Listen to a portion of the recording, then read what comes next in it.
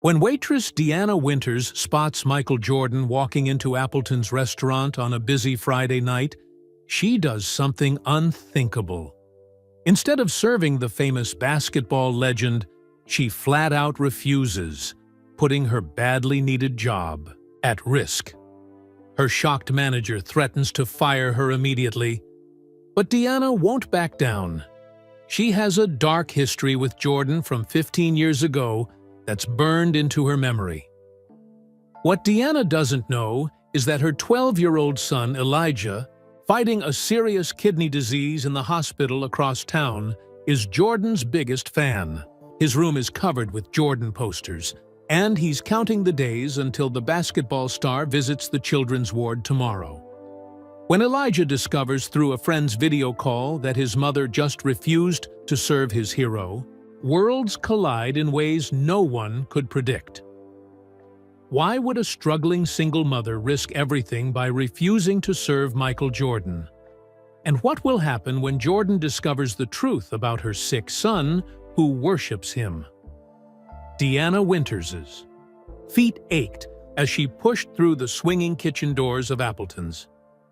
The weight of her double shift pressed down on her shoulders like a heavy winter coat. 12 hours on her feet already, and still 3 more to go. "Order up for table 7, Chef Marco called out, sliding 2 steaming plates onto the counter. Deanna tucked a strand of auburn hair behind her ear and forced a smile. Every table meant tips. Every tip meant one step closer to paying this month's medical bills for Elijah. Her 12-year-old son's face flashed in her mind, giving her a second wind as she balanced the plates on her arm. "You hanging in there, Dee?" asked Tanya, another waitress who'd been at Appleton's even longer than Deanna's 3 years. "One foot in front of the other," Deanna replied, her standard answer these days. Appleton's wasn't just any restaurant in Portland. With its crystal chandeliers and white tablecloths, it attracted the wealthy and sometimes even celebrities. Tonight, the dining room hummed with the quiet conversations of people who didn't have to check their bank accounts before ordering dessert. Deanna delivered her orders and was wiping down a recently vacated table when she felt it. The shift in the restaurant's energy. Heads turned toward the entrance. Whispers rippled across the room like stones skipped across water. "Is that? It's him! Michael Jordan!" Deanna looked up just as Mr. Peterson, the restaurant manager, rushed past her. His usual stern expression had melted into an eager smile as he greeted the tall figure at the door. Even from across the room, there was no mistaking the basketball legend. Michael Jordan stood, confidently in a tailored suit, surrounded by 3 companions who seemed to orbit around him like planets around the sun. The restaurant staff buzzed with excitement. Jordan wasn't just famous.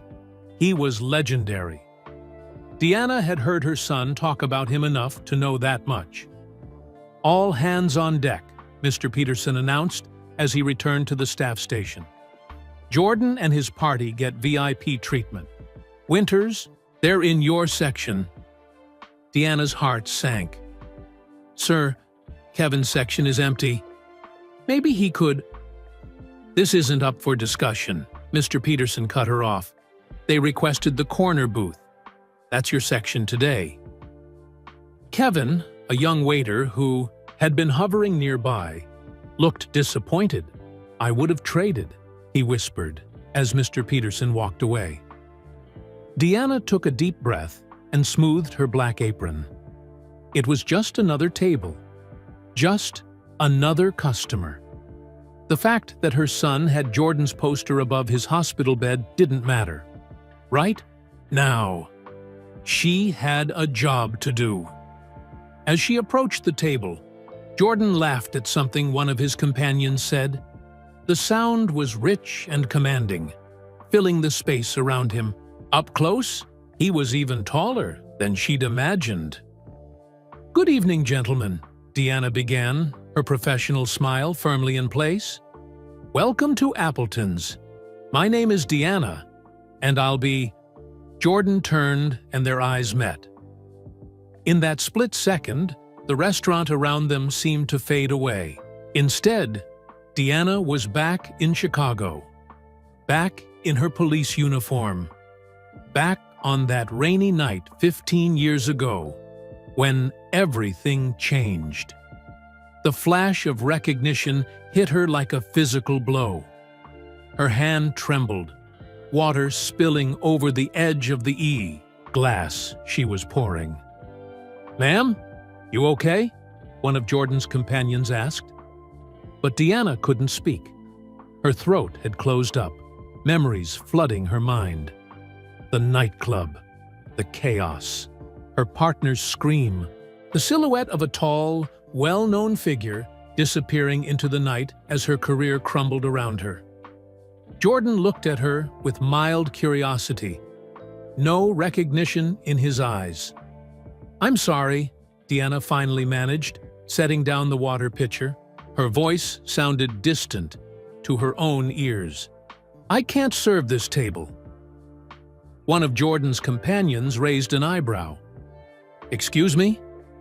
"I said I can't serve this table." Her voice was stronger now, resolve hardening within her. "I'll have another server assist you immediately." Without waiting for a response, Deanna turned and walked away, feeling their confused stares burning into her back.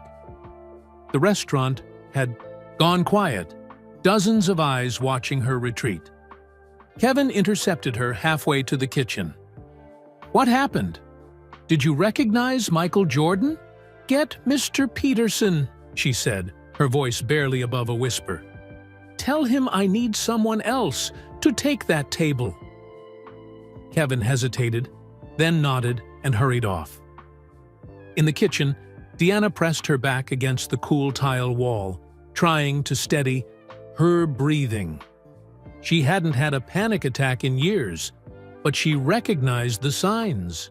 Racing heart, tight chest, the feeling that the floor was tilting beneath her. "Winters!"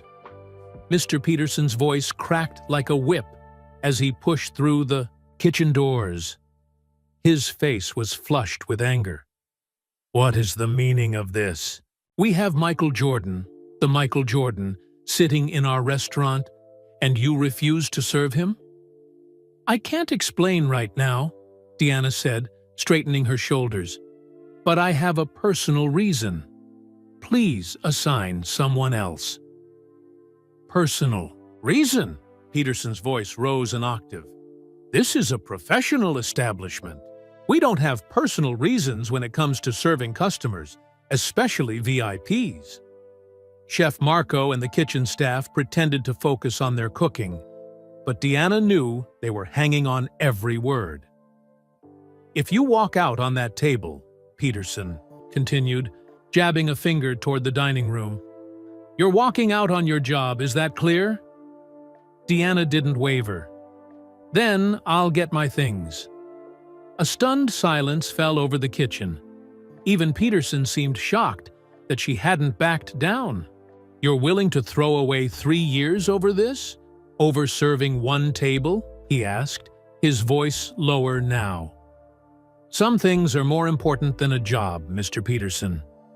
As if on cue, her phone vibrated in her pocket. Elijah's name flashed on the RA screen. Deanna's heart twisted. He was probably calling to tell her about his day, not knowing his mother might be unemployed in the next 5 minutes. "I need to take this," she said, stepping past Peterson. In the quiet of the staff break room, she answered the call. "Mom?" Elijah's voice was bright, despite everything he was going through. "Guess what? Nurse Mariah says Jordan might visit the children's hospital. Tomorrow! Can you believe it?" Deanna closed her eyes, the irony almost too much to bear. "That's great, honey." She tried to keep her voice steady. "You okay? You sound weird." "I'm fine." She glanced at the door, where she could hear Peterson talking to the staff. "Listen, Elijah, I might be coming home early today." "Why? Are you sick?" "No, just there's a situation at work. I'll tell you about it later." After hanging up, Deanna sat staring at her phone. The background was a photo of Elijah in his hospital room, smiling despite the tubes and machines. He was so strong, so much stronger than she felt right now. A soft knock on the door made her look up. Tanya stood there, concern etched on her face. "The whole restaurant's talking about it," Tanya said. "What happened out there, Dee?" Deanna shook her head. "It's complicated. From a long time ago. Peterson's furious. Jordan asked what the problem was." A chill ran through Deanna. "What did Peterson tell him?" "Nothing specific. Just apologized for the unprofessional behavior of a staff member." Tanya paused. "Kevin's serving them now. Peterson says he wants to see you before you leave." Deanna nodded, resigned to her fate. As Tanya left, she pulled out her phone again, opening her photo gallery to a folder she rarely looked at. Hidden among pictures of Elijah were a few from her past life. Deanna in her Chicago police uniform, standing proud at her academy graduation, before everything went wrong, before a chance encounter in a nightclub changed the course of her life. Now, 15 years later, that same man was sitting in her restaurant, probably enjoying Kevin's attentive service, completely unaware that he had destroyed her life once before. And if she wasn't careful, he might do it again. Elijah Winters set his phone down and stared at the basketball posters covering nearly every inch of wall space in his hospital room. The largest one showed Michael Jordan in his famous jumping pose, arms stretched wide like wings, seemingly floating in midair. The red Chicago Bulls jersey stood out against the white hospital walls. "Everything okay with your mom?" Nurse Mariah asked as she entered to check his vitals. Her curly hair was pulled back in a ponytail, and her cartoon character Scrubs always made Elijah smile. "I think she's having a rough day at work," Elijah replied, his eyes still fixed on the Jordan poster.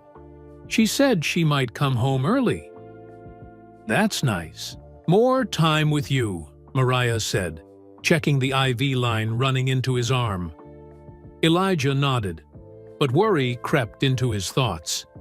His mom never left work early. Not when she had a fever last winter. Not even when there was that big storm and buses stopped running.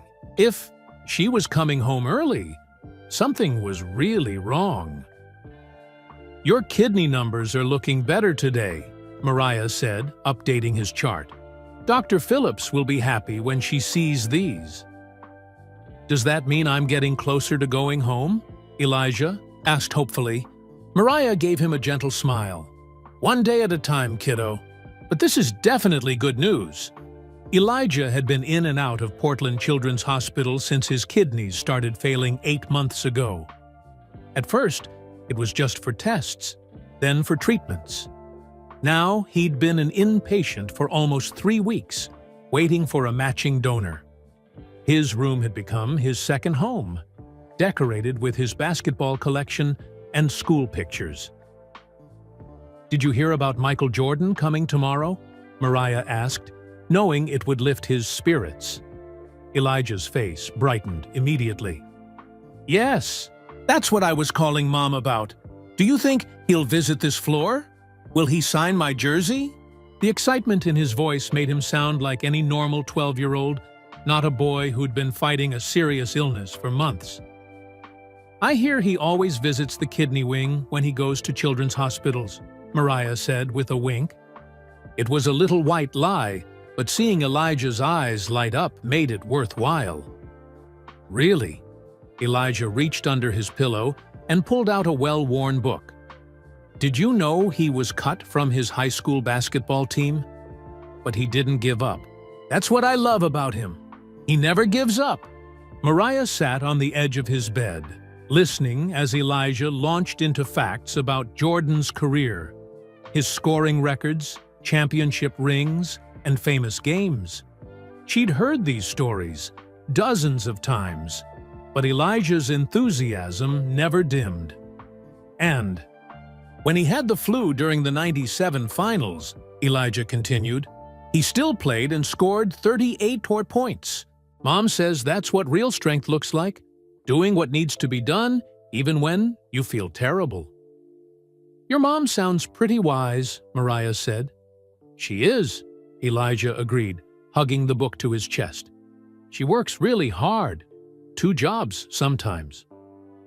Mariah glanced at the collection of Jordan memorabilia, shoes, trading cards, and even a piece of the United Center floor in a glass case. Where did all this Jordan stuff come from? It must have cost a fortune. Elijah's expression softened. My dad got most of it before he left. The room grew quiet. Mariah knew the basics from Elijah's file. Father left shortly after the diagnosis, missed child support payments, sporadic visits that became less and less frequent. He promised to come back when I get better, Elijah added, his voice smaller now. But Mom says we're doing fine on our own. Mariah checked his blood pressure, giving him a moment to collect himself. You know what I'm going to ask Jordan when I meet him? Elijah asked, bouncing back to his enthusiastic self. I'm going to ask him what it feels like to fly. Because when he jumps, it looks like he's flying, doesn't it? It sure does, Mariah agreed, relieved by the subject change. Now, it's time for your medicine. And then some rest. You need your strength if you're meeting a legend tomorrow. After taking his pills, Elijah reached for his notebook, a gift from his mother on the first day of his hospital stay. On the cover, written in her neat handwriting, were the words, "Champions, keep notes." Inside, he kept a basketball journal with statistics, drawings, and thoughts about his favorite players. The latest entries were all about Jordan's visit to Portland. As Mariah dimmed the lights, Elijah scribbled by the glow of his bedside lamp. Tomorrow might be the best day ever. Just like Mom always says, never give up, because you never know what amazing thing is waiting around the corner. The hospital grew quieter as evening approached. Down the hall, younger kids were settled in for movie night, their laughter occasionally drifting into Elijah's room.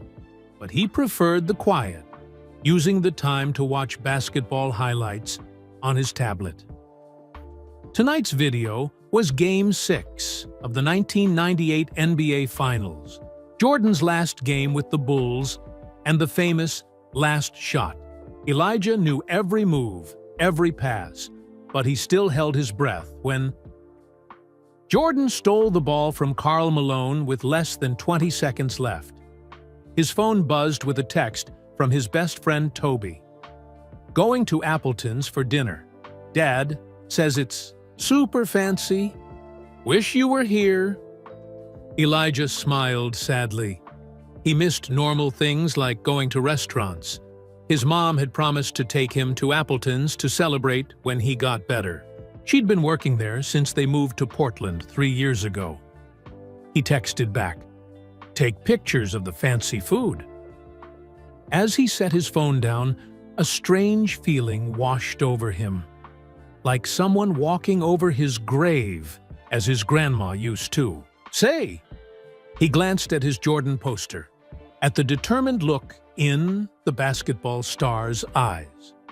What would you do if you were stuck in a hospital instead of soaring through the air? Elijah whispered to the poster. Would you give up? The answer came not from the poster, but from what his mother had taught him about Jordan's mindset. Never give up. Fight through. Find a way. Elijah reached for his notebook again and wrote, Like MJ, I will not be defined by setbacks, but by comebacks." He was about to close the notebook when his phone lit up with another text from Toby. This one made his heart stop. "Dude, Michael Jordan just walked into the restaurant. For real?" Elijah stared at the message in disbelief.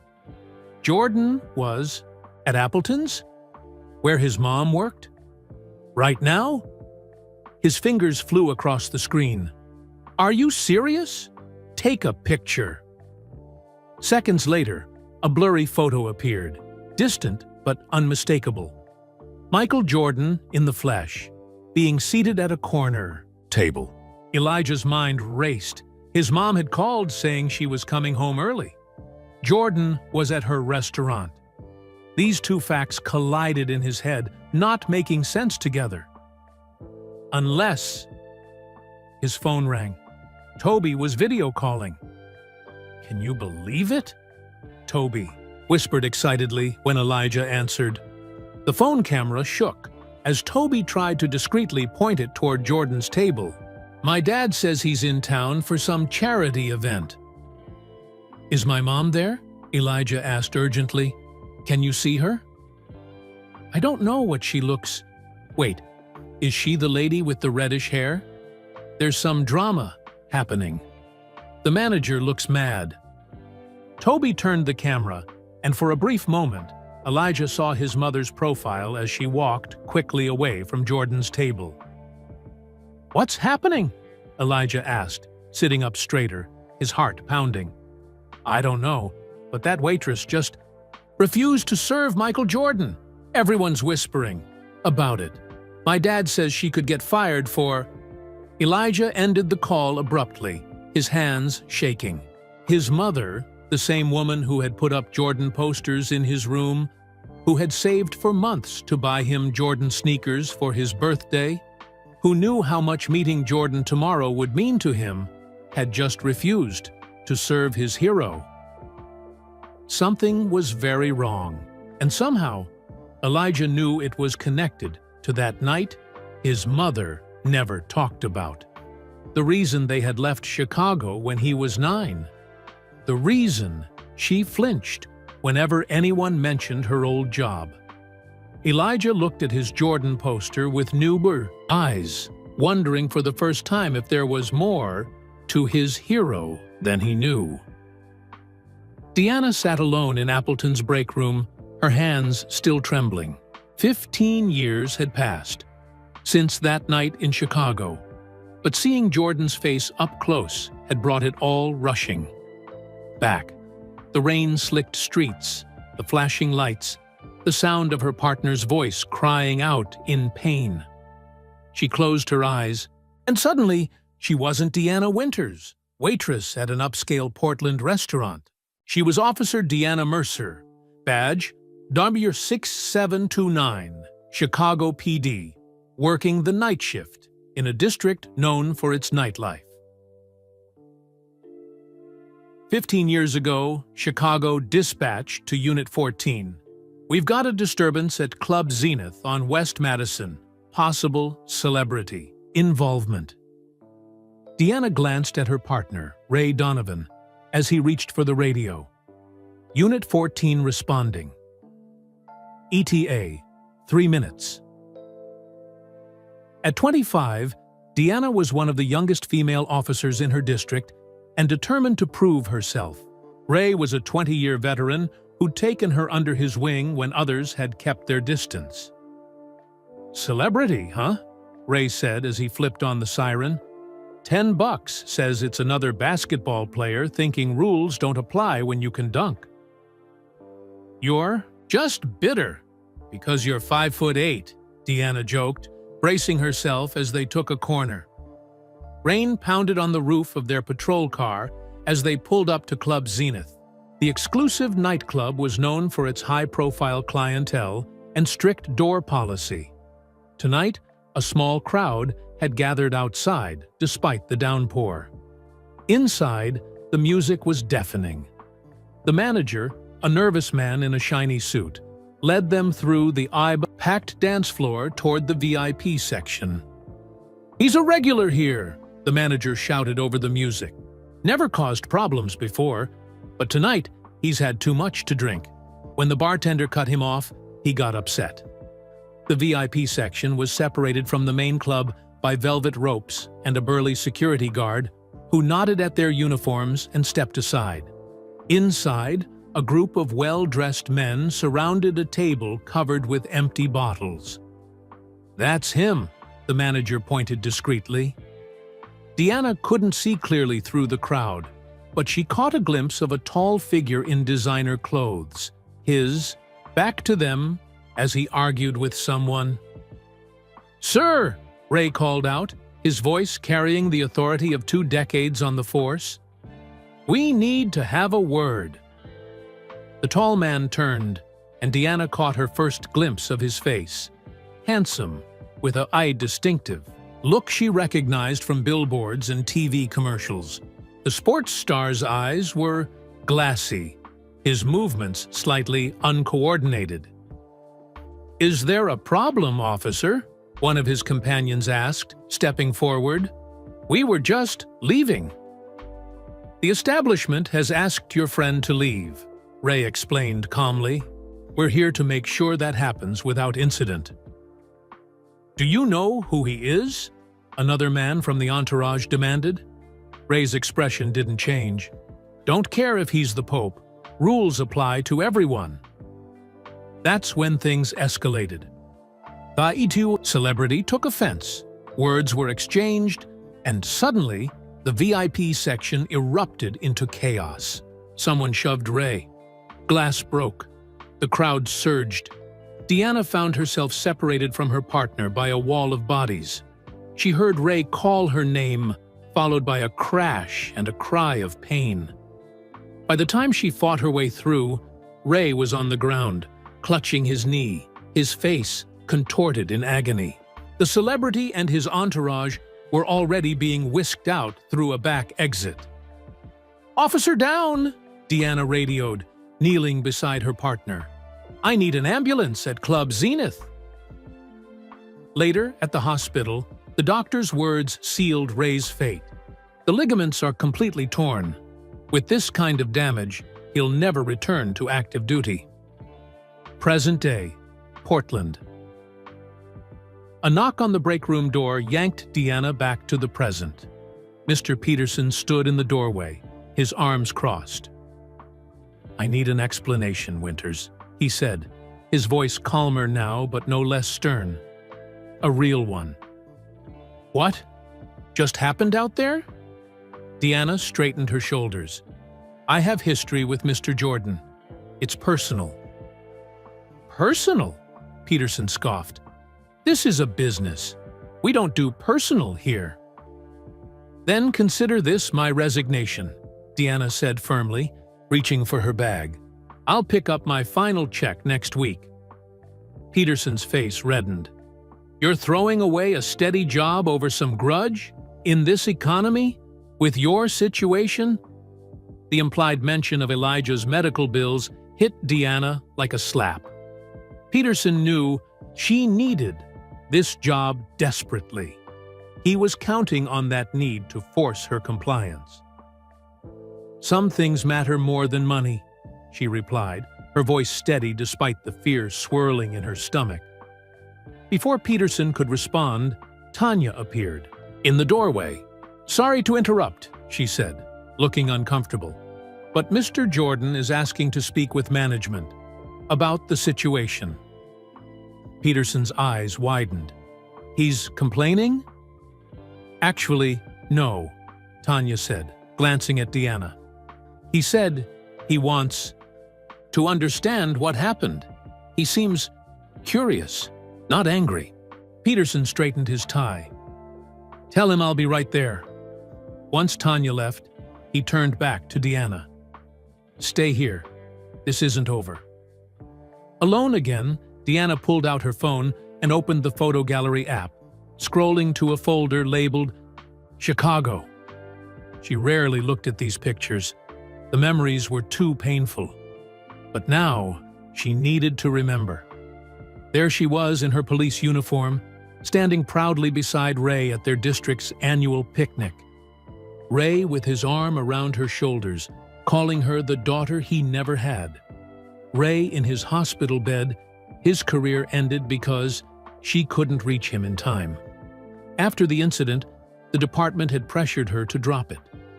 The celebrity involved was too powerful, had too many connections. When she refused, filing formal complaints and pushing for charges, things got ugly. Internal Affairs suddenly found inconsistencies in her reports. Fellow officers stopped talking to her. The brass suggested she take a desk job for her own good. She'd held out for 3 months before finally resigning, her reputation in tatters. 2 years later, when Elijah's father left them, she'd moved to Portland for a fresh start, carrying nothing from Chicago except her bitter memories and a sleeping child. Now Michael Jordan sat just 30 feet away, probably enjoying his meal, completely unaware of how he'd destroyed her life, or perhaps not caring. Celebrities like him never faced consequences. They moved through the world cushioned by money and fame, while people like Ray paid the price. Her phone buzzed with a text from Elijah. "Mom, is Michael Jordan really at your restaurant right now?" Deanna's heart sank. How did he know? Then another text appeared. "Toby's there with his parents. He showed me." She closed her eyes. Of course, Elijah's friend Toby, whose parents could afford to dine at places like Appleton's regularly. The universe really had a cruel sense of humor. Tonight, before she could reply, her phone rang. Elijah was calling. She took a deep breath and answered. "Mom?" His voice sounded confused, hurt. "Toby said you wouldn't serve Michael Jordan. That can't be right, can it? You know how much I—" "It's complicated, sweetheart," Deanna cut in, not ready to explain 15 years of pain and injustice to her son over the phone. "There's a history between us, from Chicago." "What history? You never said anything." "All these years I've had his posters, his shoes. You bought me his biography for Christmas." Deanna winced at the accusation in his voice. I know. I didn't want my issues to affect you. I'll explain everything when I get home, I promise." "But Mom, he's supposed to visit the hospital tomorrow. What if he recognizes you? What if he doesn't come because of whatever happened?" The worry in Elijah's voice broke Deanna's heart. For years, she'd kept her past locked away to protect him. Now her worlds were colliding in the worst possible way. "Elijah, listen to me. Nothing will stop Jordan from visiting the hospital. This is between him and me. It won't affect you." There was a long pause on the other end. "Are you sure?" Elijah finally asked, his voice smaller. "Now, I'm sure," Deanna said, hoping she sounded more confident than she felt. "Try to get some rest. I'll be there soon." After hanging up, Deanna leaned back against the wall and closed her eyes. The weight of her decision pressed down on her. If she walked out now, she'd lose this job. Finding another one. With the flexible hours she needed for Elijah's care would be nearly impossible. But if she stayed, she'd have to serve the man who had cost Ray his career and her badge. The break room door opened, and Tanya stood there, her expression unreadable. "He's asking for you," she said quietly. "Jordan wants to speak with you personally." Deanna's breath caught in her throat. "What?" "He told Peterson he thinks he might know you from somewhere. He wants to talk to you in private." The past, it seemed, wasn't done with Deanna Winters just yet. Elijah stared at his phone after his mother hung up. A mix of emotions swirled inside him: confusion, disappointment, and a growing sense that there was much more to this story than his mother was telling him. "Everything okay?" Nurse Mariah asked, poking her head into his room. "I don't know," Elijah admitted. "My mom just refused to serve Michael Jordan at her restaurant." Mariah's eyebrows shot up. "Wow, that's unexpected." "She said there's some history between them from Chicago," Elijah explained, fidgeting with his IV tube. "But that doesn't make sense. She's never mentioned knowing him." Mariah sat on the edge of his bed. "Adults can be complicated, Elijah.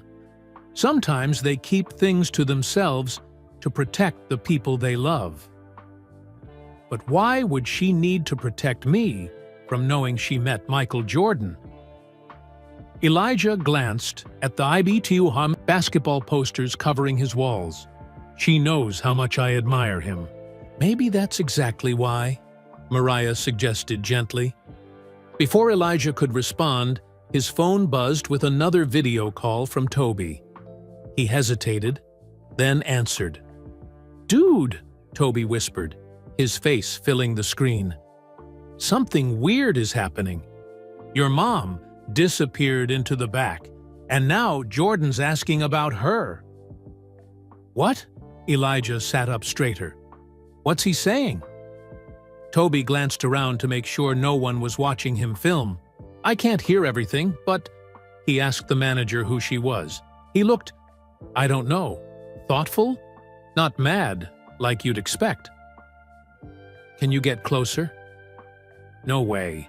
My parents would kill me if they caught me spying." Toby paused, then added, "Wait, the IO manager just went to the back. I think he's getting your mom." Elijah's heart raced.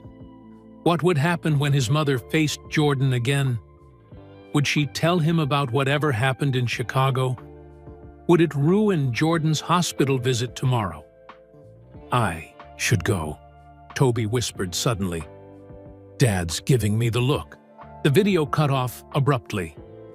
Elijah dropped his phone on the bed, his mind spinning. Part of him wanted to call his mom back immediately and demand answers. Another part was afraid of what those answers might be. He looked at the Jordan poster, above his bed, the one where Jordan held 6 championship trophies, looking invincible. Elijah had always seen Jordan as a hero, someone who overcame every obstacle through sheer determination. But what if there was another side to him? A side his mother had seen that he hadn't? His gaze drifted to the small framed photo on his nightstand. Elijah, at age 9, sitting on his mother's shoulders at a Chicago park, both of them laughing.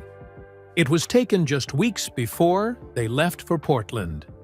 Before his mother changed from Officer Mercer to Ms. Winters.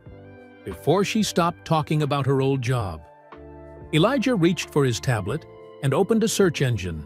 His fingers hovered over the keyboard for a moment before he typed, "Michael Jordan Chicago Scandal Police." Thousands of results appeared, but none seemed relevant. Articles about Jordan's gambling, his baseball career, his divorce, nothing involving the police or someone named Mercer. He tried another search. Chicago police officer injured nightclub celebrity Tuan Tsunaten. Again, nothing. That seemed connected to his mother or Jordan. Whatever had happened between them wasn't something that made headlines. Or perhaps it had been covered up, like in the detective shows his mom sometimes watched. Elijah's phone rang again. This time, it was his mother. "Mom?" he answered immediately. "What's happening?" "Toby said Jordan was asking about you." There was a pause before his mother replied, her voice tense. "Elijah, I need you to listen. Carefully, I'm going to speak with Mr. Jordan privately." "Why? What are you going to say to him?" "I don't know yet," she admitted, "but I need to face this. It's been 15 years, and I'm not running anymore." Elijah swallowed hard. Mom, whatever happened, it won't change anything about tomorrow, right? He'll still visit the hospital? Another pause, longer this time. I can't promise that, sweetheart, but I'll do my best. Please don't tell him I'm here, Elijah blurted out. If he knows you're my mom, and you two have some kind of problem… Elijah, please, Mom. This might be my only chance to meet him. Don't take that away. The line went quiet, and for a moment, Elijah thought they'd been disconnected. Then he heard his mother sigh. I won't mention you, she finally said. I'll keep it between him and me. Thank you, Elijah whispered, relief washing over him. I love you. I love you too, more than anything. After they hung up, Elijah lay back against his pillows, exhausted. The excitement of potentially meeting his hero tomorrow was now tangled with worry about what would happen between Jordan and his mother tonight. His phone buzzed with a text from Toby. Your mom just went into a private dining room with Jordan and closed the door. What do you think is happening? Elijah didn't reply. Instead, he closed his eyes and tried to imagine what his mother might be saying to Michael Jordan right now. Was she confronting him about whatever happened in Chicago? Was she telling him how he'd ruined her career? Or was she simply explaining why she couldn't serve his table? So many questions swirled in Elijah's head. Why had his mother never told him about her history with Jordan? Why had she encouraged his admiration for someone she apparently despised? And what would happen when Jordan visited the hospital tomorrow? The thought sent a jolt of panic through him. What if his mother was right now telling Jordan exactly where to find her son tomorrow? What if Jordan decided to skip the hospital visit entirely because of their confrontation? Without thinking, Elijah threw off his blankets and swung his legs over the side of the bed. The room spun slightly, a side effect of his medication, but he steadied himself on the nightstand. What are you doing? Nurse Mariah asked, returning with his evening medication. I need to get to Appleton's, Elijah said, his voice stronger than he felt. My mom needs me. Whoa, hold on there. Mariah set down the medication cup and gently guided him back onto the right bed. You can't just leave the hospital. Your mom will be fine. You don't understand, Elijah insisted. If she and Jordan argue, he might not come tomorrow. This might be my only chance. Mariah studied his face for a long moment. This really means that much to you? Elijah nodded. More than anything. Let me make a call, Mariah said after a pause. But no promises, okay? As Mariah stepped into the hallway with her phone, Elijah grabbed his Jordan jersey from the drawer beside his bed. If he was going to meet his hero tonight, instead of tomorrow, he wanted to be ready. He just hoped he wasn't too late. Michael Jordan wasn't used to being refused service. Throughout his legendary career and the years that followed, he'd grown accustomed to special treatment. The best tables, VIP access, people eager to please. But something about the waitress's reaction intrigued rather than offended him.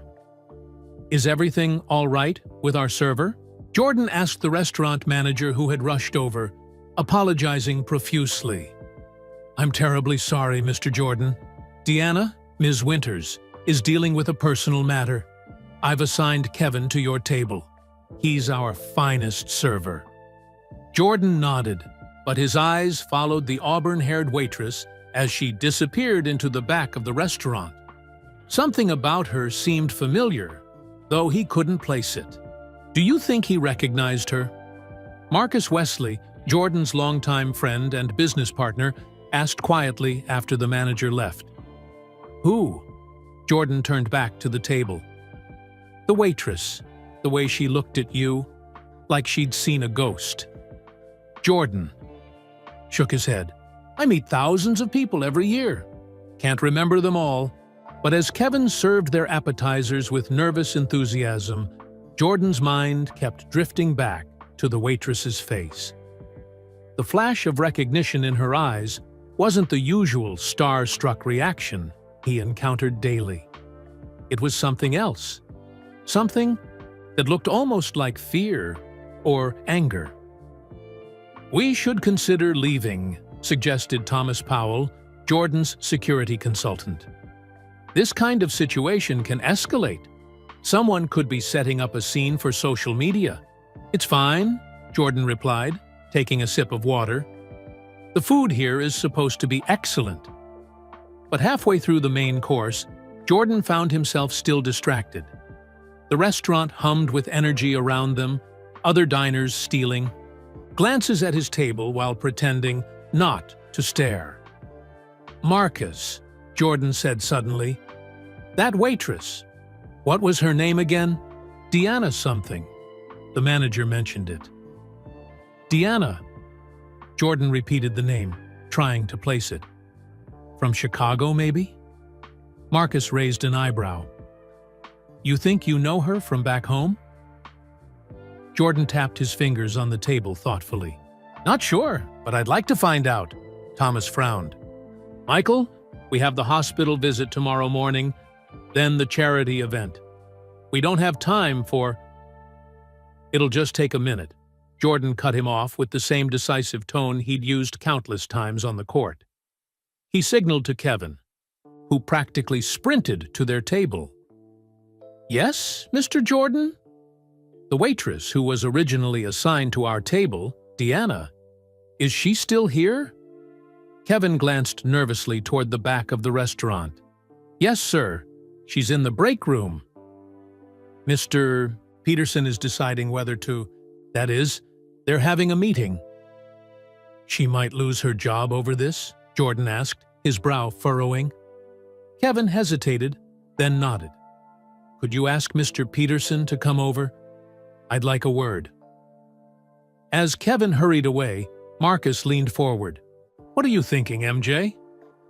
I'm not sure yet, Jordan admitted. Just following my instincts. The manager appeared almost instantly, smoothing his tie and offering another round of apologies. No need for that, Jordan said. I'd like to speak with Deanna privately. Mr. Peterson blinked rapidly. Sir, I assure you, her behavior doesn't reflect our establishment's standards. If she's offended you in any way... She hasn't, Jordan said firmly. I just want to talk with her. Is there a private space we could use? Of course. The wine room is empty at the moment. Peterson looked confused but didn't dare refuse. Should I have security present? Jordan almost laughed. That won't be necessary. After Peterson left to fetch Deanna, Thomas shook his head disapprovingly. This is a bad idea, Michael. What if she's looking for publicity, or has some kind of grudge? Then I'd like to know what it is, Jordan said simply. Marcus studied his friend's face. You think you know her from somewhere? Jordan nodded slowly. There's something. I can't quite place it, but it'll come to me. Throughout his career, Jordan had developed a near-photographic memory for people who crossed his path. It had served him well both on and off the court. If this waitress had encountered him before, he'd figure it out. Mr. Jordan, Peterson returned, looking nervous. The wine room is ready. Ms. Winters will meet you there momentarily. Jordan stood, straightening his custom suit jacket. I won't be long. The wine room was small but elegant, with walls lined with temperature-controlled cases displaying expensive bottles. A round table sat in the center with 2 chairs. Jordan chose the one facing the door and waited. Moments later, the door opened and Deanna entered. Up close, she looked tired, The kind of bone-deep weariness Jordan recognized in people working multiple jobs, but she also carried herself with a quiet dignity that suggested she wasn't intimidated by his celebrity. "Ms. Winters," Jordan began, "please have a seat." "I prefer to stand, thank you." Her voice was steady, controlled. Jordan nodded, respecting her choice. "I get the feeling we've met before." Deanna's expression remained neutral. "We have. Recently? 15 years ago. In Chicago." Jordan studied her face more carefully, searching his memory. Chicago. 15 years ago. He'd been retired from basketball by then, focusing on business ventures, making occasional public appearances. "I'm sorry, but I meet so many people," he admitted. "Could you refresh my memory?" Something flashed in Deanna's eyes. Disappointment, perhaps, or confirmation of some long-held belief. "Club Zenith," she said flatly. "I was Officer Mercer then." The name triggered something in Jordan's memory. A police officer? He frowned, trying to connect the dots. "There was an incident," Deanna continued, her voice tightening. "My partner was injured, seriously injured. Career-ending injured." Jordan's frown deepened. "At Club Zenith? I remember going there occasionally, but I don't recall any incident with police." "You were there that night," Deanna insisted. "You had too much to drink. When they cut you off, you got angry. Things escalated." Jordan shook his head slowly, his confusion genuine. "Ms. Winters, Officer Mercer, I've never been involved in any altercation with police. Not at Club Zenith, not anywhere." "I saw you," Deanna said, her composure cracking slightly. "Maybe not clearly, but I recognized you. Everyone did. The department covered it up to protect you, and my partner paid the price. I paid the price." Jordan leaned forward, his expression serious. "I assure you, if I had been involved in something that resulted in an officer's injury, I would remember it, and I would have made it." "Right." For a moment, they stared at each other across the small room, the basketball legend and the former police officer, each convinced of their own truth. The Maui silence was broken by a commotion outside the door. Raised voices, then a young woman's urgent tone. "He's not supposed to be out of the hospital. Please, you have to understand. He insisted." Jordan glanced toward the door, but Deanna had gone rigid, her face suddenly pale. "Elijah," she whispered, and lunged for the door just as it swung open. 15 minutes earlier, Elijah had made up his mind. He couldn't just lie in his hospital bed, waiting for news. He needed to get to Appleton's before his mother ruined his one chance to meet his hero. "Absolutely not," Nurse Mariah said firmly after returning to his room. "I can't just take you out of the hospital. I'd lose my job." "Please," Elijah begged. "My mom needs me. I'm stable right now. You said so yourself.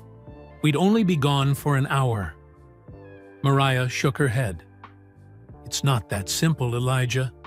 There are protocols, paperwork. Your mom would have to sign you out." "Then call her," Elijah suggested desperately. "She's a bit busy at the moment, don't you think?"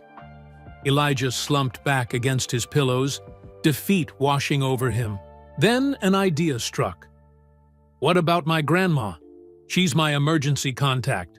Could she sign me out?" Mariah hesitated. "Technically, yes, but—" "I'll call her right now," Elijah said, already reaching for his phone. "She only lives 10 minutes away. She can meet us at Appleton's. Elijah, I don't think... Please, Mariah. Elijah's voice cracked. You know how much this means to me. I might never get another chance to meet Jordan. Mariah studied his face for a long moment, then sighed heavily. Call your grandmother. I'll talk to her. 5 minutes later, Mariah had Elijah's grandmother, Vivian, on the phone. Mrs. Winters, it's Nurse Mariah from Portland Children's. Elijah is asking to leave the hospital temporarily to meet his mother at Appleton's restaurant. She paused, listening. Yes, he's stable at the moment, but I must emphasize, this isn't standard procedure. Elijah watched anxiously as Mariah explained the situation, carefully leaving out the part about Michael Jordan. After what felt like an eternity, she handed the phone back to him. Your grandmother says she'll meet us at the restaurant, Mariah said, but she's not happy about it, and neither am I. If your vitals change at all, we're coming straight back. Deal! Elijah nodded eagerly. Deal! Getting ready wasn't easy. His legs felt wobbly after being in bed so long, and he had to disconnect from some of the monitoring equipment, which set off alarms at the nurse's station. Mariah quickly silenced them, explaining to her supervisor that she was taking Elijah for a short walk around the ward. A half-truth that made Elijah feel guilty, but not enough to change his mind. I can't believe I'm doing this, Mariah muttered as she helped him into a wheelchair. This is completely against protocol. You're the best nurse ever, Elijah said, putting on his Jordan jersey over his hospital gown. Mariah rolled her eyes, but couldn't suppress a smile. Don't push it, kid. They took the service elevator down to avoid questions and exited through a side entrance where hospital staff parked. Mariah's small blue Toyota was waiting in the staff lot. I'm breaking about a dozen rules right now, she said, as she helped Elijah into the passenger seat. If anything happens to you... It won't, Elijah promised. I feel fine, better than fine. That wasn't entirely true. His head felt light, and there was a familiar ache in his lower back that usually signaled his kidneys were struggling. But he wasn't about to mention that now. The drive to Appleton's took just 15 minutes. As they pulled into the parking lot, Elijah spotted his grandmother's silver sedan already waiting. Vivian Winters, a stern-looking woman. In her 60s, with the same auburn hair as his mother, stood beside it, with her arms crossed. This is a terrible idea, were her first words as Mariah helped Elijah out of the car. What's so important that you had to leave the hospital? Mom needs me, Elijah said simply, knowing his grandmother wouldn't understand about Jordan. Vivian's expression softened slightly. Deanna called me in tears earlier, said something happened at work. Is that what this is about? Elijah nodded, avoiding her eyes. It wasn't a complete lie. His mother did need him, just not in the way his grandmother thought. Let's get you inside then, Vivian said, taking over the wheelchair from Mariah. You're looking pale. Inside Appleton's, the hostess's eyes widened at the sight of a boy in a wheelchair wearing a hospital gown under a basketball jersey. Do you have a reservation? We're here to see Deanna Winters, Vivian explained. She works here. It's a family emergency. The hostess hesitated. Ms. Winters is in a private meeting right now. She lowered her voice. With Michael Jordan. Elijah's heart leaped. He was still here. That's who I need to see. The confusion on the hostess's face would have been comical under different circumstances.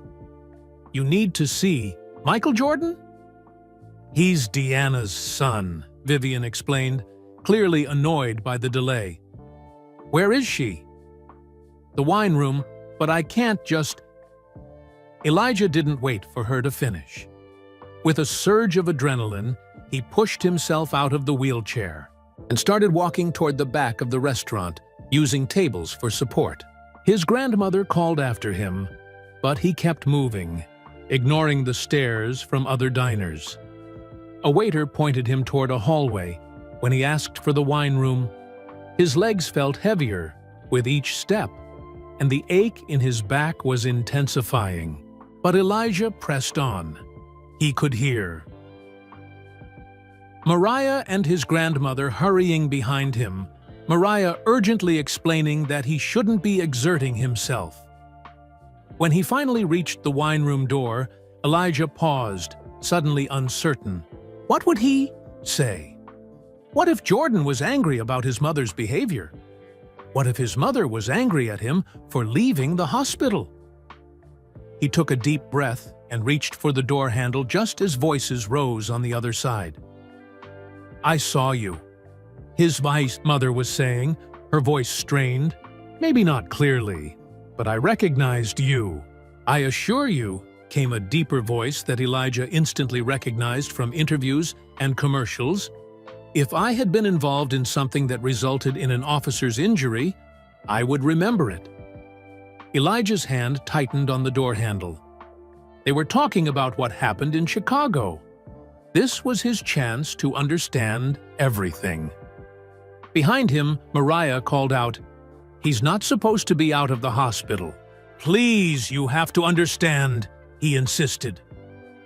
Elijah pushed the door open, and suddenly he was face to face with both his mother and Michael Jordan. His mother's eyes widened in shock. "Elijah," she whispered, lunging toward him. But it was too late. The room started spinning, dark spots dancing across Elijah's vision. His knees buckled, and he felt himself falling. The last thing he saw before darkness claimed him was Michael Jordan moving with the same swift reflexes that had made him a legend on the basketball court, reaching out to catch him before he hit the floor. "Elijah!" Deanna's scream echoed through the wine room as she rushed forward, but Jordan was faster. His strong arms caught the boy's limp body before it hit the floor. "Who is this?" Jordan asked, carefully lowering Elijah to the ground. "My son," Deanna said, dropping to her knees beside them. "He's supposed to be in the hospital. He has kidney disease." Nurse Mariah pushed into the room, medical training taking over. "Lay him flat. Give him space." She pressed her fingers to Elijah's wrist, counting silently. "His pulse is rapid but steady.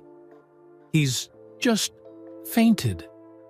Deanna cradled her son's head in her lap, brushing his hair from his forehead. "Elijah, can you hear me? Wake up, sweetheart." Elijah's eyelids fluttered, then opened slowly. "Mom?" he mumbled, disoriented. Then his gaze shifted to the tall figure kneeling beside his mother. "Michael Jordan?" For a moment, the room was silent. Jordan looked from the boy to Deanna, recognition dawning on his face. "Your son is a fan." It wasn't a question. Jordan had spotted the jersey the moment Elijah entered the room. "The biggest," Deanna admitted softly. Jordan's expression softened as he addressed Elijah. "Hey there, young man. That was quite an entrance." Elijah tried to sit up, but Mariah gently pushed him back down. "Stay still for a minute. Your body needs time." "I can't believe it's really you," Elijah said, his voice weak but filled with awe. "I've watched all your games, even the Wizards ones." A small smile tugged at Jordan's lips. "Not my finest hours. Still better than most players' best days," Elijah countered. Outside the wine room, a small crowd had gathered. Restaurant staff peered in anxiously, while Jordan's security consultant tried to keep everyone back. "We should get him back to the hospital," Mariah said to Deanna. His grandmother is calling an ambulance. At the mention of an ambulance, Elijah's face fell. No, please. I'm fine now. Really? You're not fine, Deanna said firmly. You collapsed, Elijah. You shouldn't have left the hospital in the first place. I had to, Elijah insisted, his eyes darting between his mother and Jordan. I heard you two were talking, and I was afraid. He trailed off, suddenly looking very young and vulnerable. Afraid of what? Jordan asked gently. Elijah swallowed hard. That you wouldn't visit the children's hospital tomorrow because of whatever happened between you and Mom. Understanding passed across Jordan's face. He looked at Deanna, then back at Elijah. Is that where you're staying? Portland Children's? Elijah nodded. 4th floor, kidney wing. I see. Jordan's tone was thoughtful. Well, I can't have my biggest fan thinking I'd skip a hospital visit, can I? Hope bloomed on Elijah's pale face. So, you'll still come? I'll be there, Jordan promised. But right now, we need to get you back to the hospital. Commotion at the door interrupted them as Marcus Wesley pushed through, followed by Thomas Powell and Mr. Peterson. Michael, we should go, Thomas urged. The media will be all over this if word gets out. Jordan held up a hand, silencing his security consultant. I'm not going anywhere until this young man is safely on his way back to the hospital. He turned to Marcus. Get the car ready. We'll take them ourselves. What? Thomas looked alarmed. Michael, that's not necessary.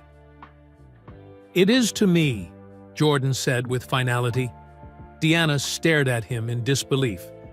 After 15 years of blaming this man for destroying her career, her life, here he was offering to help her son. Mr. Jordan, you don't have to. Please, he cut her off. Call me Michael. He turned to Mariah. Can he be moved to a car? Or should we wait for the ambulance? Mariah hesitated, assessing Elijah's condition. His color is better. If we move carefully and go directly to the hospital, it should be fine. It would probably be faster than waiting for an ambulance. Then it's settled, Jordan said, standing up with the air of someone used to making quick decisions. Marcus, bring the car around back. Less chance of being seen. As Marcus hurried out, Deanna found herself stuck in a surreal moment. Her son lying on the floor of an upscale restaurant's wine room with Michael Jordan taking charge of the situation. The same man she'd spent years hating was now organizing her son's medical care. Can you walk? Jordan asked Elijah. The boy tried to stand but wobbled, dangerously. Without hesitation, Jordan scooped him up as if he weighed nothing. I've got you. This is insane, Deanna whispered to Mariah as they followed Jordan toward the restaurant's back exit. An hour ago, I was refusing to serve him, and now he's carrying my son. Life is strange that way, Mariah replied. But right now, let's just focus on getting Elijah back to the hospital. Outside, a sleek black SUV with tinted windows pulled up to the service entrance. Marcus jumped out to open the back door, and Jordan carefully placed Elijah inside. I'll ride with him, Deanna said, climbing in beside her son. Mariah followed, medical bag in hand. I should stay with him too. Jordan nodded and got into the front passenger seat while Marcus took the wheel. Thomas looked like he wanted to protest, but eventually got into a second car with the rest of Jordan's entourage. As they pulled away from Appleton's, an uncomfortable silence filled the SUV. Elijah lay with his head in his mother's lap, looking simultaneously embarrassed and thrilled. He was in Michael Jordan's car. His hero was taking him to the hospital. "Mom," he whispered, tugging at Deanna's sleeve. "You never told me you knew Michael Jordan." Deanna's throat tightened. "It's complicated, sweetheart." "What Officer Mercer means," Jordan said from the front seat, "is that we have a misunderstanding to clear up." Elijah's eyes widened. "Officer Mercer?" Deanna sighed. There was no avoiding it now. "That was my name in Chicago, before we moved to Portland. I was a police officer." "You were a cop?" Elijah looked stunned. "You never told me that. Why not?" "It wasn't a time in my life I like to remember," Deanna admitted. "Things ended badly." Jordan glanced back at them. "Your mother thinks I was involved in an incident that injured her partner, but I wasn't there that night." "Then who was it?" Elijah asked, looking confused. "That's what we need to figure out," Jordan replied. "But first, we need to get you medical attention." The rest of the drive passed in tense silence. Elijah's eyes kept drifting closed, though he fought to stay, awake, afraid his unexpected time with Jordan would end. At the hospital, Jordan's presence caused an immediate stir. Nurses, doctors, and patients stopped to stare as the basketball legend walked through the emergency entrance with Marcus. Close, behind, while Elijah was rushed to an examination room on a gurney. "I've called ahead to Dr. Phillips," Mariah told Deanna. "She's waiting upstairs." As they prepared to take Elijah up to his regular room, the boy reached out and caught Jordan's sleeve. "You'll still come tomorrow, right? You promised." Jordan's expression was solemn. "I keep my promises, Elijah." "And you won't be mad at my mom?" Deanna felt her cheeks flush with embarrassment, but Jordan just smiled. "Your mom and I still have things to discuss, but I'm not mad. Sometimes misunderstandings happen." "But if it wasn't you at the club that night," Deanna said softly as Elijah was wheeled toward the elevator, "then who was it?" Jordan's expression turned serious. "That's what I intend to find out." The pediatric wing of Portland Children's Hospital erupted into whispers as Michael Jordan stepped off the elevator.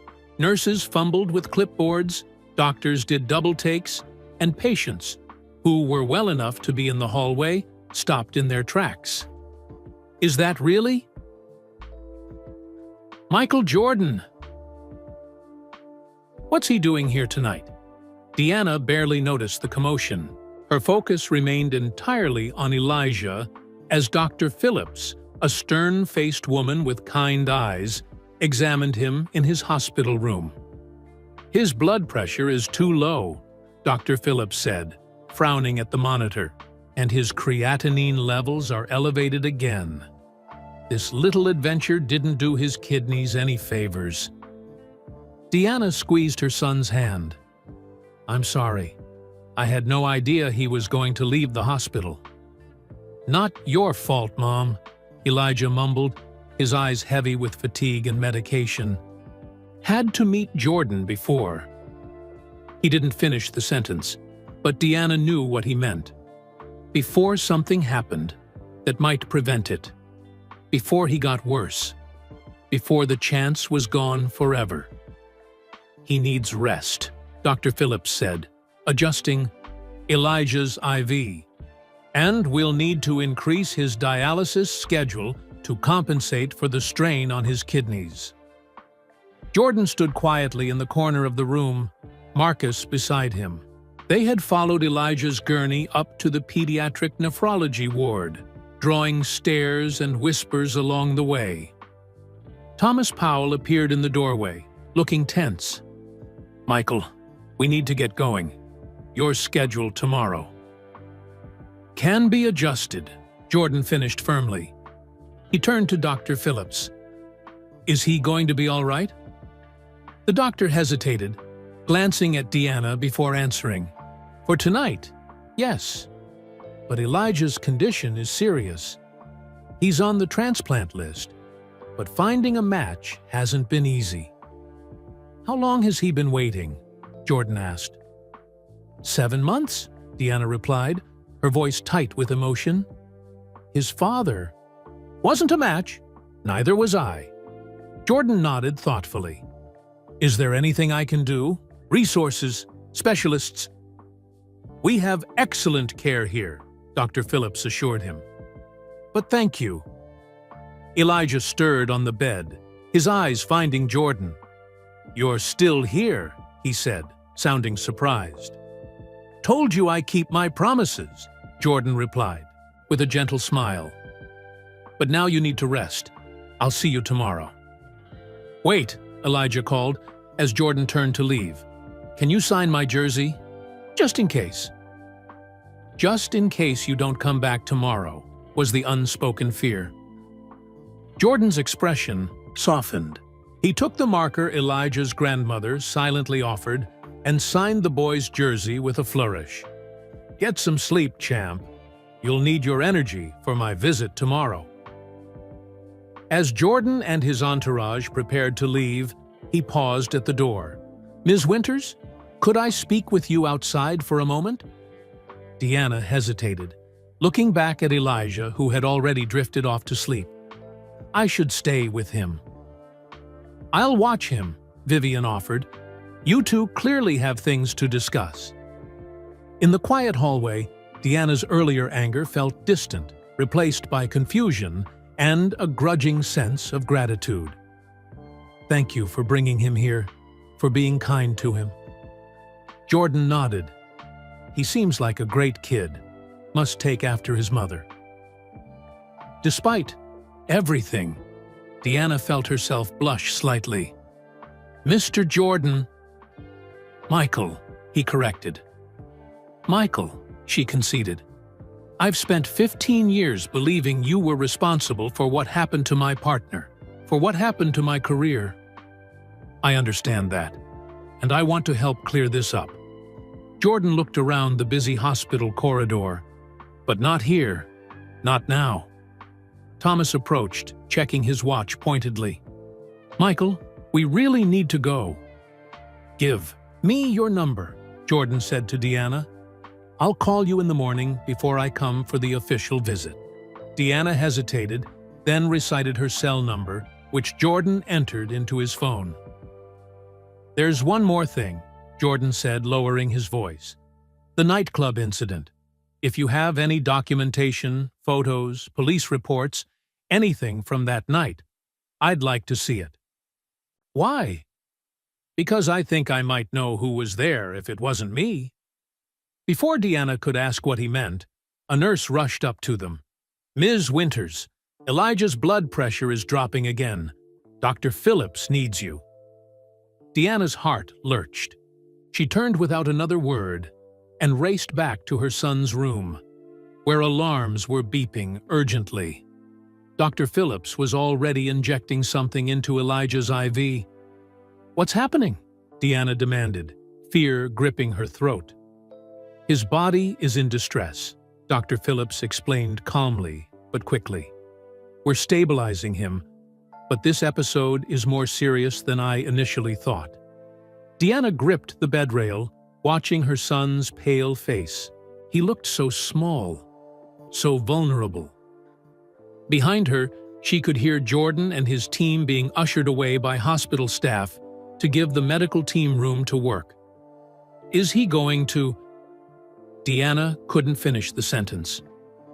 We're doing everything we can, Dr. Phillips assured her. But I'm moving him up on the transplant list. His kidneys are failing faster than we anticipated. The next hour passed in a blur of medical terminology and quiet efficiency as the team worked to stabilize Elijah. Deanna remained by his side, holding his hand, whispering encouragements he couldn't hear. When the crisis finally passed, Dr. Phillips pulled Deanna aside. He's stable for now, But this was a warning sign we can't ignore. The strain of leaving. The hospital. The excitement. It was too much for his system. "How long does he have?" Deanna asked, the question she'd been dreading for months. "Without a transplant? Weeks? Maybe a month?" Dr. Phillips's voice was gentle but honest. "I'm sorry, Deanna."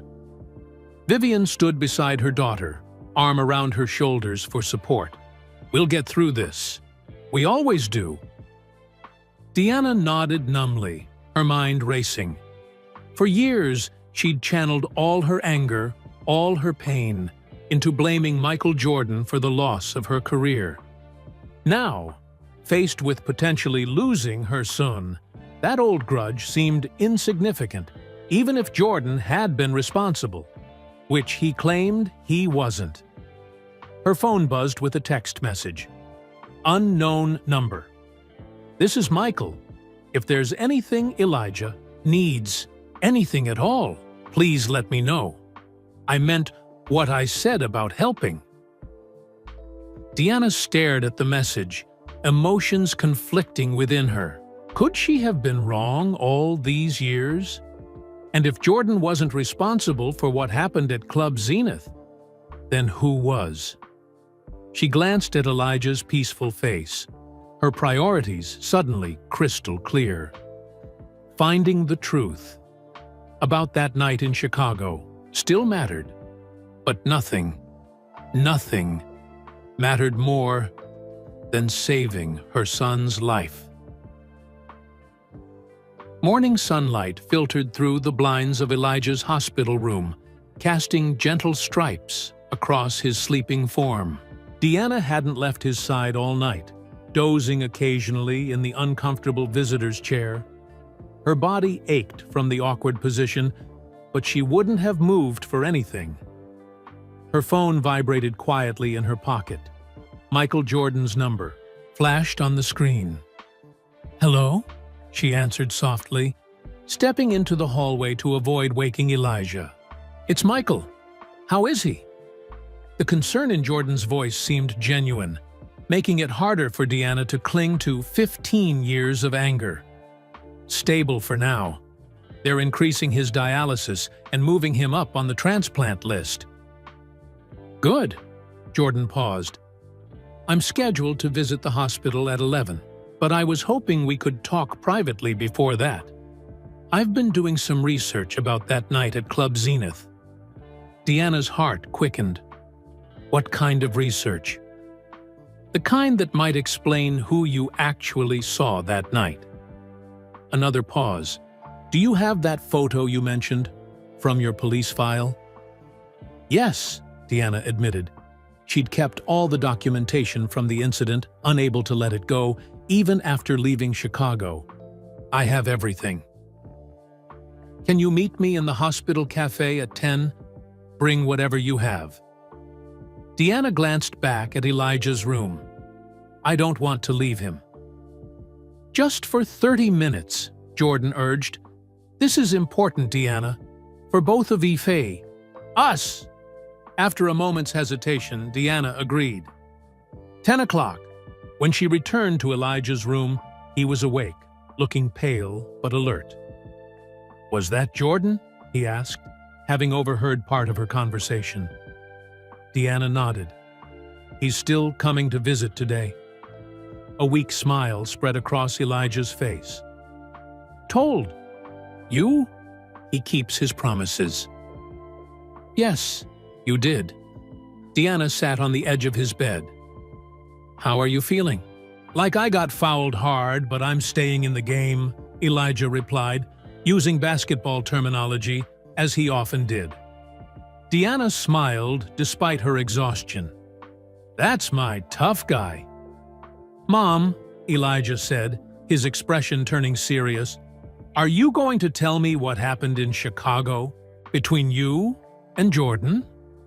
Deanna took a deep breath.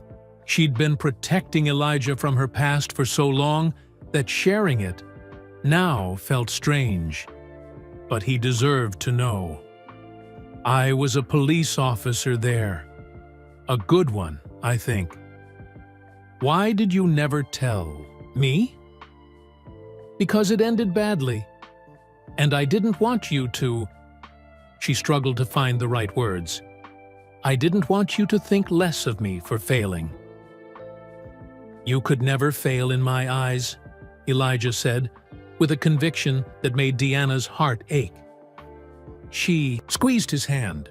One night, my partner Ray and I responded to a disturbance at an upscale nightclub. The call mentioned a celebrity was involved. When we arrived, things escalated quickly. In the chaos, Ray was injured. His knee was shattered.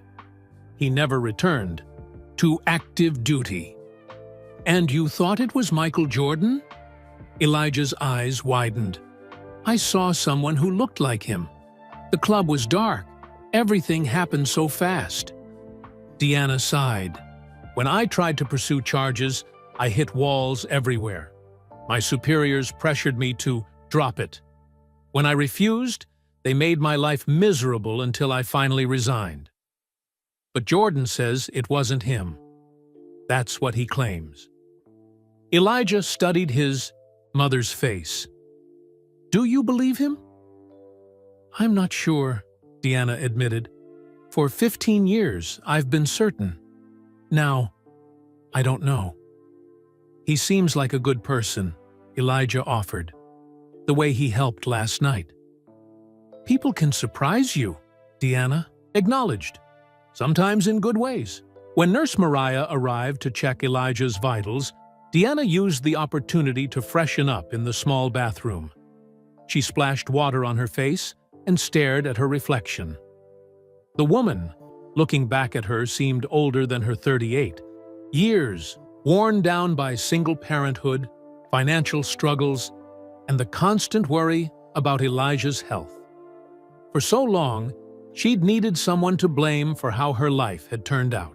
Michael Jordan had been the perfect target. Wealthy, successful, untouchable. But what if she'd been wrong?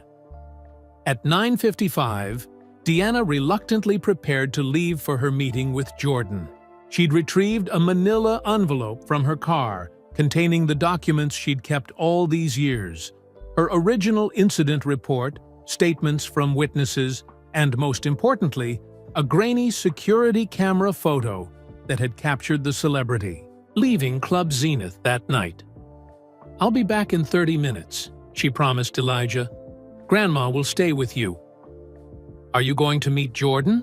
Elijah asked. Deanna nodded. He wants to discuss what happened in Chicago. I hope you two can work things out, Elijah said. It would be cool if my hero and my mom didn't hate each other. I don't hate him, Deanna said, surprising herself with the truth of the statement. Not anymore. The hospital cafe was busy with staff, patients, and visitors grabbing late breakfast or early coffee. Deanna spotted Jordan immediately. Even with a baseball cap pulled low, his height and presence were unmistakable. He sat at a corner table with his back to the wall, a security man positioned nearby but giving them space. Thank you for coming, Jordan said as she sat down across from him. I know you'd rather be with Elijah. I want answers, Deanna replied simply, placing the manila envelope on the table. Jordan nodded. So do I. He reached into his own jacket and pulled out a small photo album. But first, I need to show you something. He opened the album to a marked page and turned it toward Deanna. The photo showed Jordan at what appeared to be a charity golf tournament, according to the caption. He stood smiling beside another man who looked remarkably similar. Same height, similar features, same shaved head. This is my cousin Marcus Jordan, he explained. Not the Marcus who works with me now, a different Marcus, my father's brother's son. Deanna stared at the photo, her heart racing. The resemblance was striking. When was this taken? 15 years ago, around the same time as the Club Zenith incident. With trembling fingers, Deanna opened her envelope and extracted the grainy security camera photo. She placed it beside Jordan's picture. Even with the poor quality of the nightclub image, the similarities and differences were now apparent to her trained eye.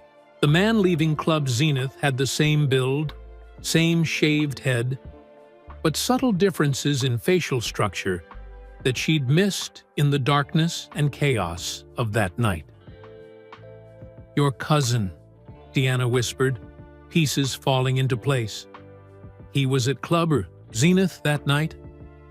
Jordan nodded grimly. "Marcus had issues back then, drinking problems, and he had a habit of implying he was me to get into exclusive places. Why didn't you come forward when an officer was injured?" "I didn't know." Jordan's voice was firm. "Marcus never told me about the incident. I only found out years later that he'd been impersonating me at clubs, and by then, you had already left." "Chicago. But surely the department knew it wasn't you," Deanna pressed. "Why pressure me to drop the case?" "Because it was easier than admitting they'd made a mistake," Jordan said simply. "A case of mistaken identity involving someone like me would have generated headlines, embarrassed the department. Celebrities get special treatment, Deanna, whether we want it or not." Deanna sat back, 15 years of certainty crumbling around her.